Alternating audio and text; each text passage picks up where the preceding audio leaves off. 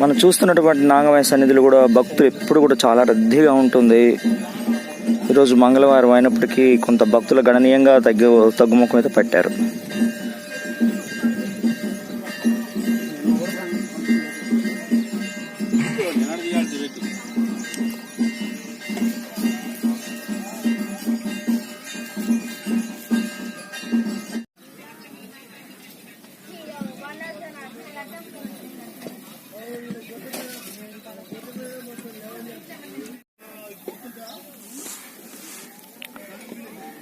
ఎర్రవరం బాల ఉగ్రనరసింహస్వామి సన్నిధానంలో చూడొచ్చు. క్రింది భాగంలో ఈరోజు మంగళవారము